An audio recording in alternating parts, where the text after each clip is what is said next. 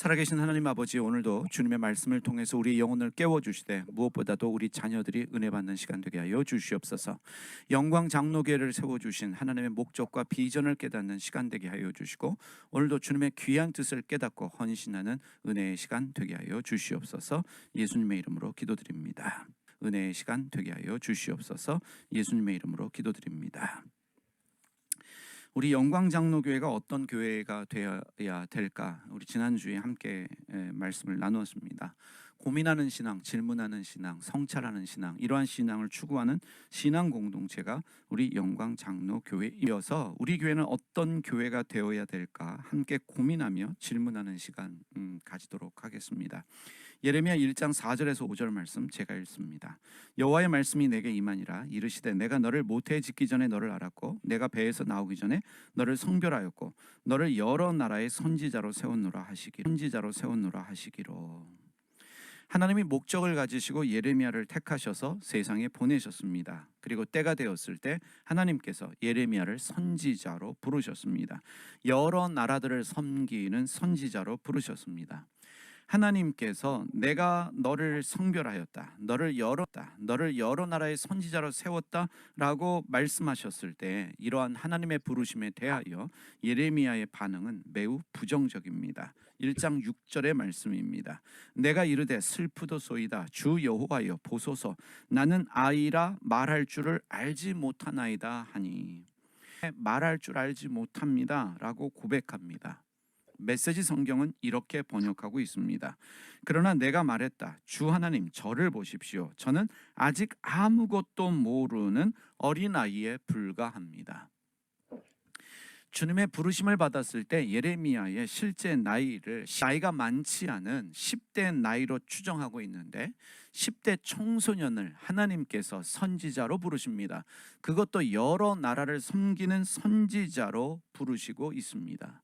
나는 아이라 말할 줄을 알지 못합니다. 나는 어린아이이기 때문에 아무것도 모릅니다 라는 예레미야. 나는 어린아이이기 때문에 아무것도 모릅니다 라는 예레미야의 고백은 맞는 말입니다. 그는 어린아이입니다. 말을 잘하지 못하는, 아무것도 모르는 어린아이에 불과한 사람, 그가 예레미야입니다. 그런데 하나님은 그러한 예레미야는 선지자로 부르고 계십니다. 말은 못하지만, 아는 것은 없지만 하나님께서 그러한 예레미야를 여러 나라를 섬기는 선지자로 부르고 계십니다. 그리고 자기의 연약함, 부족함을 고백하는 예레미야에게 주님이 말씀하십니다. 1장 7절에서 8절입니다. 1장 7절에서 8절입니다. 여호와께서 내게 이르시되 너는 아이라 말하지 말고 내가 너를 누구에게 보내든지 너는 가며 내가 내게 무엇을 명령하든지 너는 말할지니라. 너는 그들 때문에 두려워하지 말라. 내가 너와 함께하여 너를 구원하리라. 나 여호와의 말이니라 하시고. 하나님이요 예레미야를 여러 나라의 선지자로 부르셨고 그를 사용하기 원하십니다.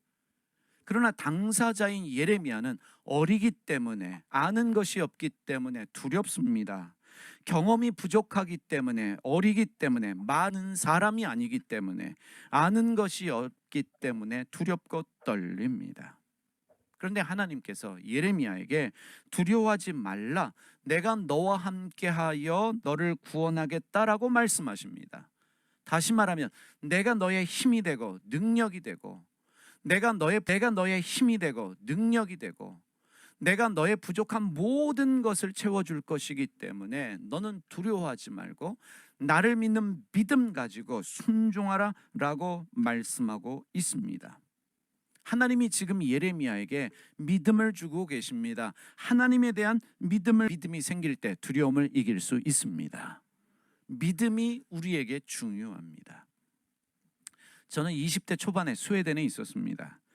그곳에서 잠시 공부를 했고 난민 사역을 했습니다. 그리고 저의 간절한 소망은 미국으로 옮겨 공부하기를 원했기 때문에 비자를 신청하는데 지금보다 1990년대 초반은 비자 받기가 상당히 어려웠습니다. 2년 동안 무려 6번이나 미국 비자를 신청했지만 거절을 당했습니다. 마지막 6번째 미국 비자를 거절당했을 때 저는 상당히 낙심하고 좌절한 상태였습니다. 미국 비자도 못 받았지만 물질적으로도 어려운 상황 가운데 있었기 때문에 미국 비자를 거절받았다라고 하는 것은 저에게 힘든 일이었습니다. 그래서 머물고 있던 선교 베이스 숙소에서 나오지 않고 침대에 누워서 입을 뒤집어 쓰고 슬퍼하고 있었습니다. 근데 저에겐 아주 친한 친구들이 있었습니다. 친하게 지내는 친구들이 있었는데 그들의 나이는 7살과 9살이었어요. 너무 친했기 때문에 아직도 이름을 기억하고 있습니다. 멜리사 텔리사라고 하는 이 스웨덴 여자 아이들인데 제가 그 아이들과 놀면서 영어를 배웠습니다. 큰 길이더라고요. 그래서 그 아이들은 저에게 영어를 가르치고 뭐 그들 문화 자체가 나이 따지지 않고 친구가 될 수 있는 상황이기 때문에 아주 잘 놀아주는 아시아의 그 친구로 저를 여겼던 것 같습니다. 미국 비자를 받지 못해서 침대에 누워서 입을 뒤집어 있는데 문을 두드리면서 저를 찾습니다. 그래서 문을 열었어요. 웬일이냐 그랬더니 놀재예요. 제가 놀 기분이겠습니까? 미국 비자도 받지 못하고 재정적으로도 힘든 상황인데 저의 기분은 7살, 9살짜리하고 놀 기분이 아니었습니다. 내가 기분이 안 좋아서 오늘 놀 기분이 아니다. 기분이겠습니까? 미국 비자도 받지 못하고 재정적으로도 힘든 상황인데 저의 기분은 7살, 9살짜리하고 놀 기분이 아니었습니다. 내가 기분이 안 좋아서 오늘 놀 기분이 아니다. 나는 문제가 있기 때문에 지금 못 놀아. 그랬더니 7살 된 이 아이가 이 텔리사라는 아이가 저에게 말하는 게 그러면 가겠다는 거예요. 네 문제가 뭐니에요? 그거 얘기해 달래요. 그러면 가겠대요. 그때는 영어가 짧았기 때문에 어떻게 해서든지 이 아이들을 돌려보내야 되고 그래서 뭐 다른 길이 없어서 그럼 들어와라. 내가 내 문제를 얘기하겠다. 그랬더니 두 아이가 그 팔짱을 딱 끼더니 아직도 기억나요. 베네딕, what is your problem? 네 문제가 뭐니? 라고 묻는데 여러분 그 기분 당하지 않은 사람 모를 겁니다. 지금은 많이 나아졌지만 그 어린아이가 영어에는 존칭어가 없잖아요. 네 문제가 뭐니? 내가 뭐니? 내가 밥을 몇 끼를 더 먹었는데 나는 20대인데 자기는 아직 7살, 9살, 10살도 안 된 애들이 네 문제가 뭐니? 라고 묻는데 순간 기분이 별로 안 좋더라고요. 그 아이들 앞에서 내 문제를 얘기해야 되는 저의 자존심. 그럼에도 불구하고 얘기했습니다. 들어라. 내 문제는 내가 하나님 앞에 기도하면서 확신을 가지고 비자를 6번이나 신청했는데 이번에 또 거절을 당했다.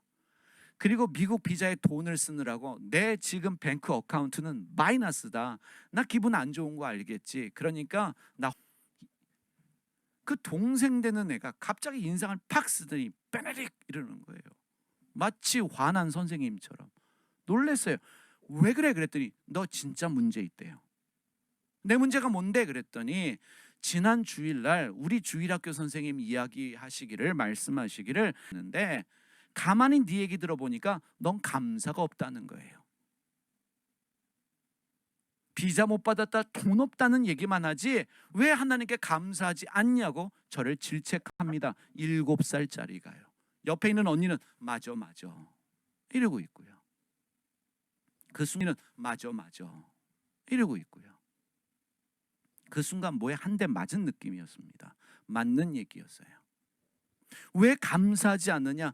감사할 때 주님이 기도에 응답하신다고 난 교회에서 배웠는데 너는 감사가 없다. 갑자기 슬퍼지면서 그 아이들에게 얘기들 말이 맞다. 그래, 나 기도 좀 하게. 나 혼자 내버려 둘래? 그랬더니 이 아이들이 우리도 너를 위해서 기도할 테니까 기도해 하고 가버리는 거예요. 그날 엄청 울었습니다.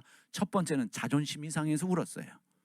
내 믿음이 20살 된 내 믿음이 저 10대 아이들보다도 못한 믿음이구나. 왜 나는 감사하지 못할까? 비자를 허락하지 않은 것도 하나님이시고 내 재정을 마이너스로 만드신 분도 하나님이시고 하나님이 하신 일은 다 선하신 일인데 왜 감사하지 못할까? 그것이 깨달아지니까 하나님, 하나님 비자 안 주셔서 감사하고 재정 어렵게 하셔서 감사하고 저 아이들 통해서 주님 뜻을 뜻을 알게 하시니 감사합니다. 이 감사의 고백이 나오니까 나도 모르게 웃음이 나고 찬송이 나오는 거예요. 그래서 그날부터 기도가 바뀌었어요. 하나님 안 주셔서 감사합니다. 송아지가 없어도 주님 때문에 기뻐합니다. 찬송으로 기도가 바뀌었습니다.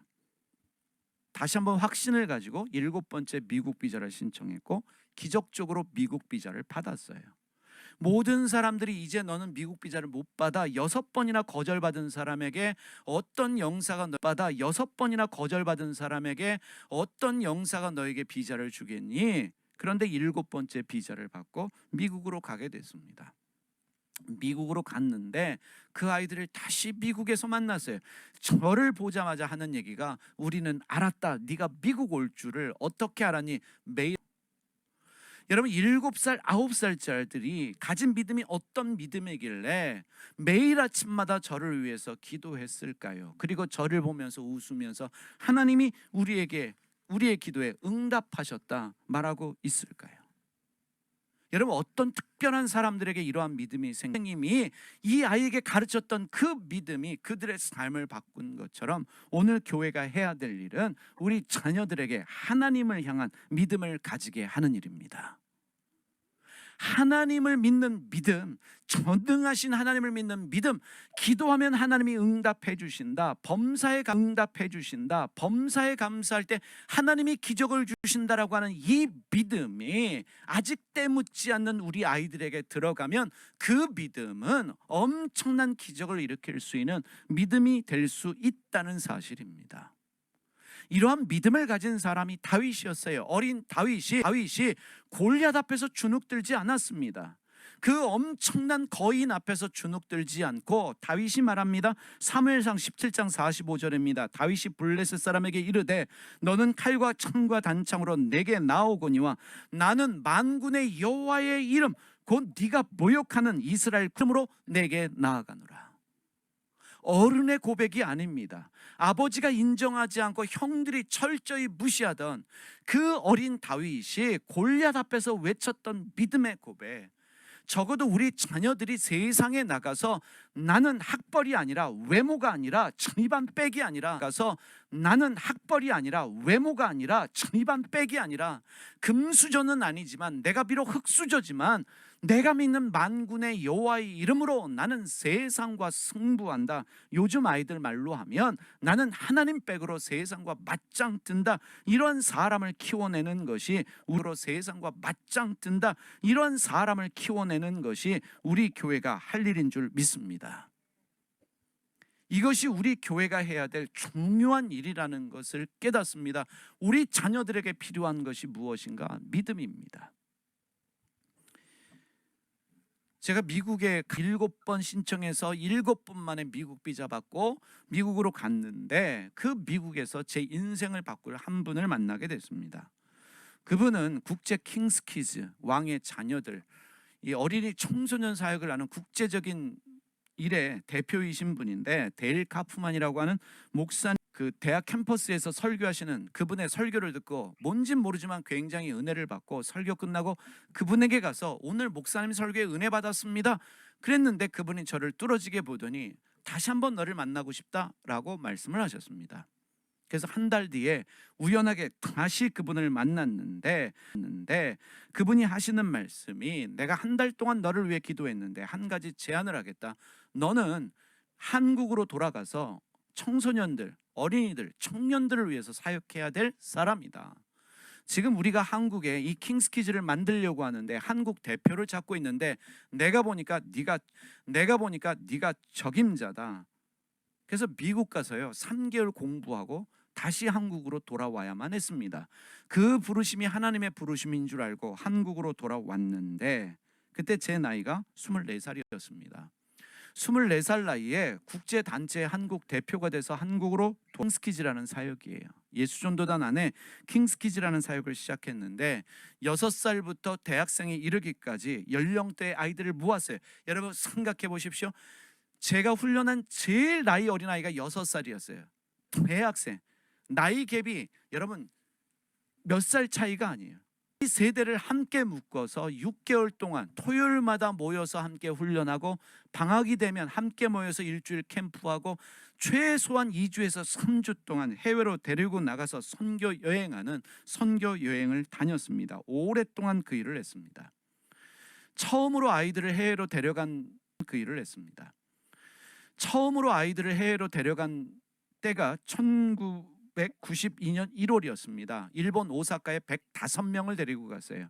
아직도 기억납니다. 이 정도 예배당에 남자아이들 한 60명, 50명 정도를 재우고 조그만 방 몇 개에 여자아이들 재우면서 방 정도를 재우고 조그만 방 몇 개에 여자아이들 재우면서 방 2개 가지고 전도행을 했습니다. 2주 동안 머물면서 최소한의 재정을 가지고 시간 나면 노방에 나가서 찬양하면서 전도를 했습니다. 그렇게 2주간 다녀왔어요. 반대도 많았습니다. 어린아이들이 무슨 소냐, 어린아이들이 무슨 해외로 나가느냐, 그 돈 있으면 다른 선교지를 도와주지. 그럼에도 불구하고 아이들에게 믿음을 가르쳤고 소명을 가르치며 데리고 나갔습니다. 105명 데리고 왔어요. 이게 바로 한국에서 처음으로 아이들을 데리고 선교 여행을 다녀온 기록. 바르셀로나에서 올림픽이 열렸습니다. 황영조 선수가 그 마라톤에서 금메달을 땄던 그 바르셀로나 올림픽에 132명을 데리고 갔어요. 전 세계에서 2,000명 정도가 모여서 일주일 동안 바르셀로나에서 집회를 하고 3주 동안은 유럽의 각 지역으로 흩어지는데, 저희는 폴란드에 가서 이제 민주주의가 들어선 이제 자유를 얻게 된 폴란드 교회에 말씀을 전하고 선교하기 위해서 3주 동안 그곳에 머물렀습니다. 애들 데리고 안 다녀본 것이 없습니다. 5대양 6대주를 다 다녀봤습니다. 심지어 아프리카에 가서도 케냐와 탄자니아에서 한 달 동안 아이들을 섬겼어요. 케냐와 탄자니아에서 한 달 동안 아이들을 섬겼어요. 아직도 기억납니다. 아프리카의 케냐와 탄자니아는 위험한 지역이기 때문에 최소 연령을 초등학교 4학년 이상만 가자 해서 80명을 데리고 갔는데, 초등학교 4학년도 어린 나이지요. 부터 대학생 청년들까지 80명을 데리고 아프리카에 가서 섬기는데, 떠나기 얼마 전에 저를 찾는 전화가 와서 전화를 받았어요. 어린아이 목소리입니다. 왜 나를 찾았느냐 물었더니 아프리카를 가고 싶다는 거예요. 왜 아프리카를 가고 싶냐 했더니 기도하는데, 제가 너 몇 살이냐라고 물었습니다. 7살이라는 거예요. 이름이 아직도 기억이 나요. 너무너무 생생합니다.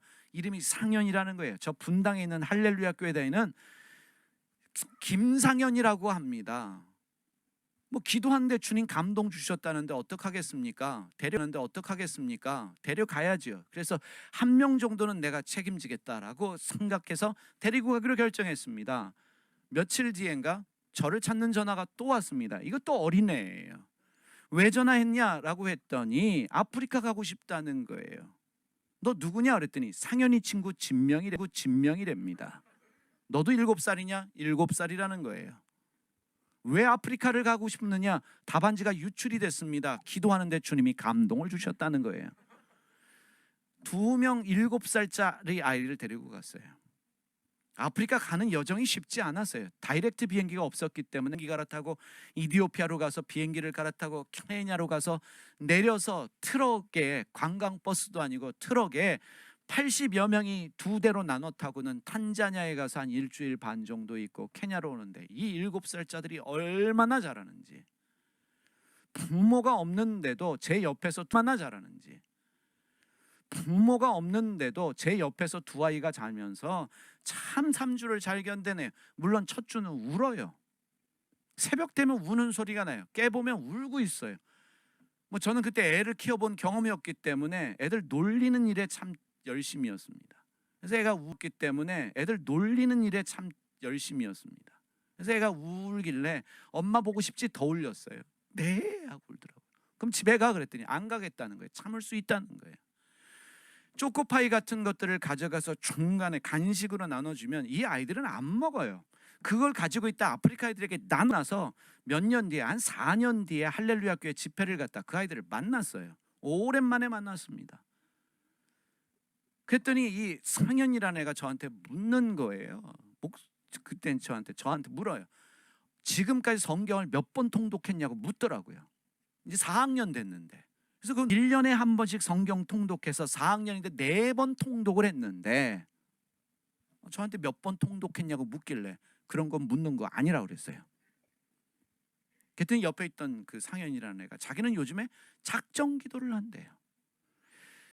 학교가 끝나면 꼭 교회 들러서 기도하고 간대요. 왜 기도하니? 그랬더니 아버지가 지금 힘든 일이 있기 때문에 아버지를 위해서 지금 몇 개월째 작정 기도 중입니다. 제 기도가 응답받을 수 있도록 기도해 주세요. 다른 이유가 뭘까요? 믿음이 들어가서 그래요. 하나님 믿는 믿음이 그들 안에 생겼기 때문입니다. 1996년도 아틀란타 올림픽 때는 1000명을 데리고 갔다 왔습니다.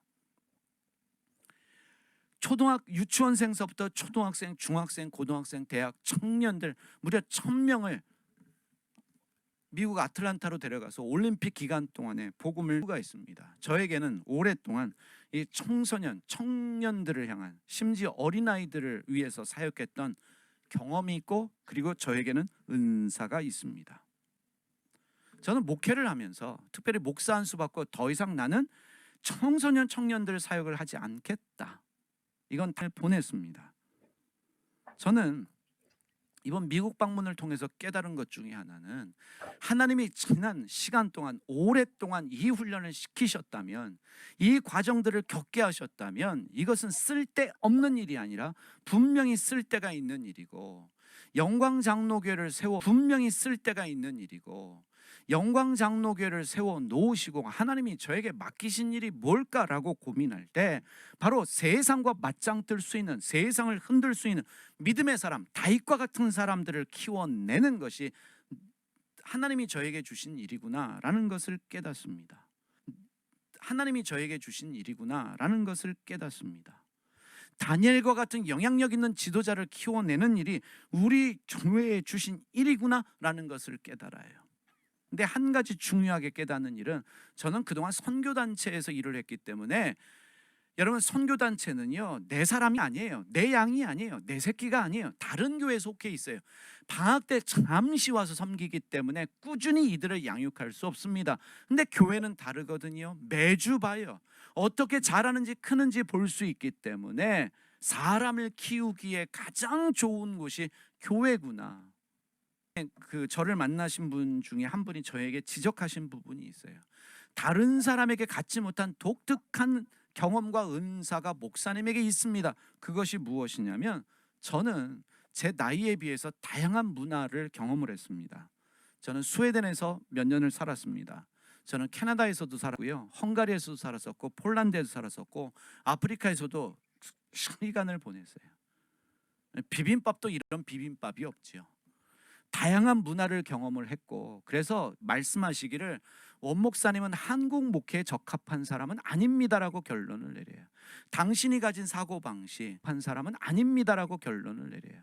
당신이 가진 사고방식, 권위를 내려놓는 일, 스스로 하는 일, 한국적 목회에서는 불가능하다. 근데 맞는 말 같아요. 저는 인터내셔널 문화권으로 들어가면 사람들이 좋아해요. 인정을 해줘요. 이러한 경험들을 시키시는 이유가 뭔가? 저는 미국에서 공부를 했습니다. 가만히 보니까 대학도 미국에서 나왔고, 대학원도 미국에서 나왔고, 그리고 신학 공부도 미국에서 했지요. 안수도 미국에서 받았고요. 이 경험들이 어디에 쓰여져야 될까? 우리 교회의 아이들겠구나라는 생각을 하게 됩니다. 다시 말하면 우리 아이들을 글로벌 마인드를 가진 아이들로 키워야 되겠다. 또 가만히 보니까 우리 교회에 나오는 아이들은 한국 사회에 적응하기 힘든 애들이에요. 뭔가 특이해요. 제가 경험했던 아이들이 아니라, 어떤 아이는 너무 순수하고, 어떤 아이는 너무 진보적이고, 어떤 사람은 이미 외국을 경험하지 않았는데도 제가 보니까 대화가 되어져요. 제가 친구가 될 수 있는 좋은 캐릭터를 가지고 있는데, 이런 캐릭터들이, 이런 성격들이 한국 사회에 가지고 있는데, 이런 캐릭터들이, 이런 성격들이 한국 사회에 있으면 사람을 죽여놓습니다. 똑똑하고 천재인데 오히려 한국에 있기 때문에 그 천재성이 드러나지 않는 사람들이 의외로 많아요. 특별히 지금 MZ 세대, 이 MZ 세대는요 제가 이 MZ 세대는요, 제가 봐도 다른 세대예요. 뭔가 생각이 달라요. 발상이 달라요. 우리하고는 전혀 다른 세상이에요. 우리 한국 애들이 얼마나 독특하냐면 한국 애들의 이 문화가 벌써 미국의 뭐 BTS, 블랙핑크 이런 차원이 뭐 그 BTS나 이런 영상들 뭐 난리도 아니에요. 예전에 미국 가면요, 우리가 중국 사람, 일본 사람인 줄 알고 중국말, 일본말 했거든요. 이제는 아니에요. 안녕하십니까? 한국말 하려고 해요. 그리고 우리 아이들 문화가 하려고 해요. 그리고 우리 아이들 문화가 이미 세계에 영향을 미치고 있어요. 그 중에 하나가 뭐냐면 줄임말이에요. 미국 애들도 말을 다 줄여가지고 영어 다시 배워야 돼요. 우리 엄필현 장님 영어 잘하시는데 엄필현 장님도 영어 다시 하셔야 돼요. 다 줄여버려요. 이게 문화적 영향력인데, 단순히 문화적 영향력뿐만 아니라 우리 자녀들이 세계에 나가서 당당히 승부할 수 있도록 도읍지야. 왜냐하면 제가 공부를 외국에서 했지만 돈이 있어서 공부한 거 아니에요. 제 동생도 같이 교회 저는 한 번도 학비를 제때 낸 적이 없어요. 어떻게 하면 살아남을 수 있을까? 그리고 특별히 어떻게 하면 미국 가서 공부할 수 있을까? 보면 외국 유학을 비싸게 주고 공부하시는 분여다고 생각해서 부담을 가지고 또 그래서 집 팔고 뭐 팔고 해서 공부시키는 분들이 있는데, 경험해 보니까 그렇지 않더라고요. 공부하고 싶은 마음만 있으면 얼마든지 그 길을 열어주자. 그래서 이번에 미국에 있는 목사님 몇 분 만나서 이야기했더니, 목사님 그런 생각이라면 당신 교회에서 보내는 아이들 우리 교회가 돕겠다. 얼마든지 믿을 수 있는 가정에 연결시켜주고 좋은 목사님 연결시켜줘서 어릴 적부터 이 아이들이 경험할 수 있도록. 돈 있어서 하는 거 아니거든요. 부자여서 하는 거 아니에요. 중요한 것은 하나님 믿는 믿음이 있고 비전이 있으면 된다. 글로벌 마인드를 가진 아이들을 키우기 위해서 일단은 제가 경험을 했고 마인드가 있기 때문에 이렇게 우리 아이들을 키워보자. 여러분, 예레미야 1장 9절에서 10절 말씀 보시기 바랍니다. 여호와께서 그의 손을 내밀어 내 입에 대시며 여호와께서 내게 이르시되, 보라, 내가 내 말을 내 입에 내어 그것들을 뽑고 파괴하며 파멸하고 넘어뜨리며 건설하고 심게 하였느니라 하시니라. 하나님이 예레미야 입에 말씀을 주셨죠. 그 말씀이 세상을 바꿉니다. 세상을 이기고 세상에 영향력을 줘요. 그 말씀으로 파괴하고 파멸하고 넘어뜨리며 건설하며 심어라. 우리 자녀들에게 넘어뜨리며 건설하며 심어라. 우리 자녀들에게 믿음을 주면, 말씀을 가르치면, 그래서 이 아이들 가운데 말씀의 능력이 있으면 그 능력 가지고 세상을 바꾸게 된다는 거예요. 말씀이 있을 때 골리앗을 이길 수 있고, 말씀을 있을 때 유혹을 이길 골리앗을 이길 수 있고, 말씀을 있을 때 유혹을 이길 수 있고, 말씀이 있을 때 세상을 바꿀 수 있는 것입니다. 그럼 말씀을 가르쳐야 되지 않겠습니까? 누가 해야 되느냐? 제가 기대하는 게 그거예요. 내가 해야 되겠구나. 그래서 2명 모이든 3명 모이든 이제 10월 달부터 토요일 날 오후 시간에 정말 2명 모이든 1명 모이든 그 일을 해야 되겠구나. 이 일에 대한 소망을 다시 가지게 된 게, 제가 오랫동안 이분에 대해서 관심을 가지고 제가 존경하는 모델런 분이 있습니다. 누구냐면 일본의 우찌무라 간조 선생님입니다. 일본의 우찌무라 간조는 원래 학교 선생님이었습니다. 고등학교 때 예수님을 영접했고요. 미국 유학하면서 신학도 공부했지만 목회자가 되지 않고 평생 동안 평신도로 사시는 분인데, 이분이 일본이 자꾸 세계를 침략하고 기도하면서 이런 얘기를 했습니다. 일본이 평화를 이루지 않고 전쟁을 일으키면 하나님이 노하셔서 불로 망하게 할 것이다. 일본 정부를 향해 경고했습니다. 일본은 지금 망하는 길로 가고 있어요. 일본은 지금 멸망의 길을 향해 가고 있습니다. 이때 나라 살리는 방법이 뭘까? 근데 본인입니다. 이때 나라 살리는 방법이 뭘까? 근데 본인이 나라 망한다라고 얘기를 하니까 천황 모독죄에 걸려서 결국은 해직됐어요. 해직 교사가 됐습니다.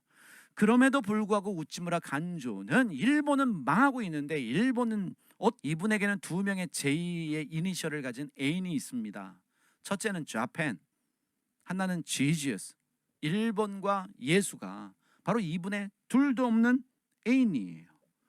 내가 교사에서 해직되었지만, 일본은 망하는 길로 가고 있지만 일본이 살아날 수 있는 방법이 무엇일까? 그가 내린 결론은 사람을 키우자, 젊은이들을 키우자. 그래서 그는 6평짜리 다다미 빵을 구해서 거기에 젊은 사람들을 불러 모아서 성경을 가르쳤습니다.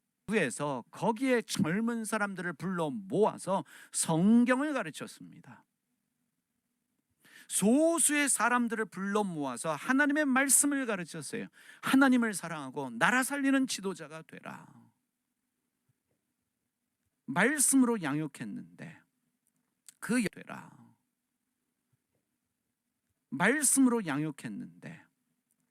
6평짜리 다다미 빵에 사람들이 모였어요. 많이 모였습니다. 근데 이분이 가진 지론이 뭐였냐면, 수가 많은 게 좋은 게 아니다. 6평짜리를 고집했습니다. 많이 6평짜리 다다미 빵에서 사람 제대로 키워보자. 욕심 부리지 않고 그 6평에 모이는 사람들에게 최선을 다해서 하나님의 말씀을 가르쳤습니다. 그런데 이 6평짜리 다다미 빵에서 은혜 받은 사람들이 믿음을 가지고 소명을 가지고 공부했고, 정치계로 일본 수상 중에 한 명인 오이라 마사요시 수상이 이 6평짜리 다다미 빵 출신이에요. 여러분, 일본은 기독교 인구가 극히 적지만 여러분 알고 계십니까? 지금까지 일본 총리 중에 8명이 크리스찬이에요. 여기 일본을 아시는 분들이 있지만 일본 크리스찬이에요. 여기 일본을 아시는 분들이 있지만 일본 사람들은요, 뭐 하나를 하면 제대로 하자, 이게 일본 사람들의 정신이에요. 그래서 예수도 제대로 믿자, 말씀대로 믿자, 1%지만 이게 무서운 게 뭐냐면 제대로 된 1%이기 때문에 무서운 거예요. 그 다다미 빵에서 나왔어요. 일본을 움직이는 인물들이 나왔습니다. 실력만 있었던 게 아니라 그들 밑바탕에는 하나님 믿는 믿음, 어떻게 이 말씀 가지고 나라를 섬기고 국민을 섬겨야 될지 바른 진리의 말씀으로 사로잡힌 지도자들이 일본 지도자가 되니까 불구하고 살아났던 이유가 바로 여기에 있습니다. 여러분, 공부해서 자기만 위하는 지도자들이 많아요. 교육부터가 잘못됐죠. 공부 안 하면 부모가 뭐라고 그래요? 공부해서 남 주냐 이놈아?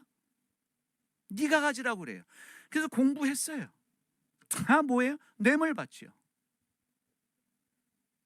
한 사람이요 1000명, 10,000명, 10만 명이 먹을 돈을 꿀꺽해요. 대통령을 비롯해서 여러분, 국회의원 되면 땅이 늘어나고 재산 늘어난 건 이건 비정상이에요. 여러분, 유럽 가보세요. 국회의원 되면 그때부터 재산이 줄어들어요. 자제의원 되면 그때부터 재산이 줄어들어요. 자전거 타고 다녀요. 그게 정상이죠. 그런데 이 나라는 예수 믿는 사람이 반이라고 말하는데 국회의원들 중에 반 이상이 크리스찬인데 되기만 하면 재산이 늘어나요. 뭔가 잘못됐다는 거죠. 공부해서 내가 가지려고 하기 때문에 하는 게 우리 교회가 할 일이고, 공부해서 남 주자, 나 한 명 때문에 1000명, 10,000명이 사는 일들을 한번 해보자, 내가 하나 잘 돼서 끝나는 게 아니라 나 한 사람 때문에 1000명, 10,000명이 잘 먹고 잘 살아야 되는. 높은 뜻 교회 김동호 목사님 항상 하시는 말씀이 있어. 높은 뜻 교회 김동호 목사님 항상 하시는 말씀이 있었어요. 네 덕 보고 살자. 청년들에게 했던 얘기가 뭐냐면 네 덕들 좀 보자. 니네들이 잘 돼서 네 덕들 보자. 그 말씀대로 됐어요. 그 말씀에 은혜 받은 사람들이 기업을 일으키고, 그 말씀에 은혜 받은 사람들이 돈 벌어서 교회에 헌금하고. 저도 청년들에게 얘기해요. 나 네 덕 좀 보자. 아이, 그런 말씀하지 마세요. 왜 내 덕 봅니까? 네 덕 봐야 돼. 공부해서 남 주고 돈 벌어서 뭐 하는 거예요? 내가 가지는 게 아니라 남을 줘야죠. 돼지 한 마리가 아니라 돼지 100마리 1000마리로 쿠바 교회를 섬길 수 있는 인물들이 나와야 되지 않겠습니까? 공부해서 남 주는 사람이 없다면, 돈 벌어서 남 주는 지도자들이 없다면 그 사회는 부패한 사회, 미래가 없는 사회입니다. 지금 이 나라가 위기입니다. 위기라는 이유가 무엇이냐면 지금 너무나 미신이, 샤머니즘이 사람들 세계에 영향을 미치고 있어요. 야, 그 누구누구 스님 만났더니, 누구누구 점쟁이 만났더니 국회의원 되고 대통령 되더라. 묘자리 바꾸자. 풍수주의대로 했더니 이렇게 되더라. 여러분, 상소리하는 지도자고. 이럴 때 절망하는 것이 아니라 이 6병짜리 다다미빵과 같은 우리 영광장로교회가 비록 몇 명 안 되는 중고등학생들이고 청년들이지만 이 청년들을, 목회자를 중심으로 이 아이들을 제대로 키운다면, 10,000명은 모이지 않겠지만 예수님의 제자가 12명인 것처럼 12명만 제대로 키워내면 우리 교회가 주님 오시기 전에 할 일은 다 한 것이 아닌가, 이런 생각을 하게 됩니다. 예수님 닮은 지도자, 공부해서 남 줄 수 있는, 돈 벌어 남 줄 수 있는 섬기는 지도자 키우는 일을 우리 교회가 하자. 섬기는 지도자 키우는 일을 우리 교회가 하자, 여러분들에게 말씀드리고 싶습니다. 그래서 우리 자녀들에게 필요한 게 무엇인가 정리합니다. 믿음이에요. 이 믿음을 가르치고, 이 믿음으로 세상을 이기게 하고, 믿음으로 기도하게 하고, 믿음으로 하나님을 섬기고 싶습니다. 기도하고 예배하며 말씀으로 싸워 이기는 지도자로 우리의 어린 자녀들을, 지금 몇 명 안 되는 우리의 자녀들을 그렇게 키워야 한다는 부담감을 가지게 됩니다. 가장 중요한 건 사명을 알게 하는 일입니다. 저는 사명 캠프라고 하는 캠프를 오랫동안 했었습니다. 미국 오랫동안 했었습니다. 미국 유학하면서 캠프가 중단이 됐고, 저와 같은 마인드를 가진 사람 찾기도 참으로 힘듭니다. 그런데 이제는 사명 캠프 1,000명, 2,000명이 아니라 우리 교회 아이들, 몇 명 안 되는 우리 교회 아이들에게 지금까지 제가 가졌던 경험들, 우리 교회 아이들에게 지금까지 제가 가졌던 경험들, 제가 가진 자료들을 다 풀어내서 매뉴얼하고 작업화해서 매주 토요일마다 이 아이들이 사명 가지고 헌신할 수 있도록 도와주자. 이것이 저의 결단입니다. 그래서 내 사명이 뭔지, 내 목숨을 바칠 그 어떤 일이 무엇인지를 우리 자녀들에게 알게 하는 일이 우리 교회의 비전이라고 믿습니다. 사명은 중요합니다. 하나님 주신 명령입니다. 비전입니다. 목숨을 걸어야 될 일입니다. 왜 내가 공부하는지, 내가 왜 음악을 하고, 내가 왜 미술을 하는지 그 목표와 방향성을 교회가 알 게 없습니다. 비전이 없기 때문에 잠을 잡니다. 비전이 없기 때문에 방황합니다. 공부하는 목적도 없지요. 지치고 피곤한 인생으로 10대가 20대가 80대 90대보다 더 연약하게 살아갈 수밖에 없습니다. 사랑하는 교우 여러분, 오늘 이것을 우리 교회 비전으로 함께 나눕니다. 저는 강연은 하지 않겠습니다. 원하는 자들 모여서 토요일날 적어도 저하고 2시간 동안 함께 말씀을 풀어내면서 내 사명이 무엇인가 고민하면서 인터내셔널하게, 글로벌하게 나가고 싶은 사람이 있다면 저를 중심으로 교회가 돕고, 또 우리 교단 자체가 미국 교단, 인터내셔널 교단이기 때문에, 또 우리 교단 자체가 미국 교단, 인터내셔널 교단이기 때문에 전 세계 어디든 갈 수 있는, 우리는 네트워크가 돼 있는 교회입니다. 그래서 우리 아이들이 세계로 뻗어나갈 수 있도록, 하나님의 기적을 이룰 수 있도록 그렇게 젊은이들을 섬기는, 청소년들을 섬기는 우리 영광장로입니다. 그래서 이를 위해서 함께 기도해 주시고 헌신해 주시고, 무엇보다도 여러분 자녀들이 하나님 앞에 쓰임받기를 소망하는 다윗처럼, 단지엘처럼 결단할 수 있도록 여러분이 함께 헌신해 주시기를 바랍니다. 여러분의 잔소리로 여러분 자녀가 쓰임받는 것이 아닙니다. 기도해 또 저를 위해서 기도해 주셨으면 좋겠습니다. 기도하겠습니다. 살아계신 하나님 아버지, 간절히 기도하오니 우리 영광장로교회 우리 자녀들이, 몇 명 안 되는 이 자녀들이 세상을 바꿀 수 있는 헌신된 소수가 되게 하여 주시옵소서.